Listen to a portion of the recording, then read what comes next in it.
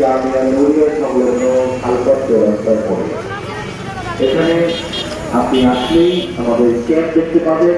আপনারা এখানে ক্ষতিগ্রস্ত মানুষদের সহযোগিতা করতে পারবেন। মাশাআল্লাহ, আল্লাহর পাখি কিছু কাপড় নিয়ে এসেছেন ক্ষতিগ্রস্ত মানুষদের সহযোগিতায়। আল্লাহ পাক ওনার এই দানকে কবুল করেন, এর জন্য উত্তম জায়গা দান করেন।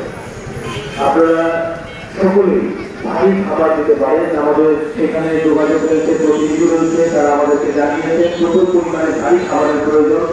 যেমন চাল, প্রচুর পরিমাণে চালের সংকট আছে, সেখানে চাল দিতে পারি, ডাল, লবণ,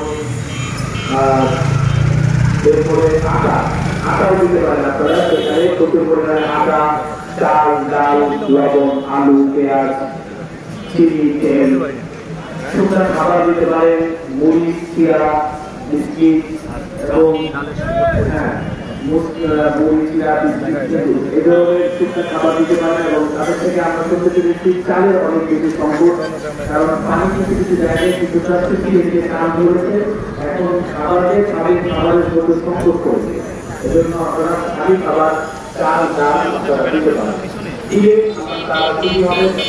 অংশগ্রহণ করতে পারবেন, উত্তম জায়গা পাবেন এবং আপনার দুরবস্থা আল্লাহ তাআলা দূর করে দিবেন।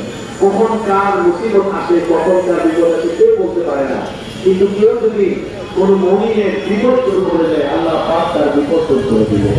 এই জন্য ভাই, আমরা সকলেই দুরবস্থায় ক্ষতিগ্রস্ত বাংলাদেশের মানুষদের সহযোগিতা করি।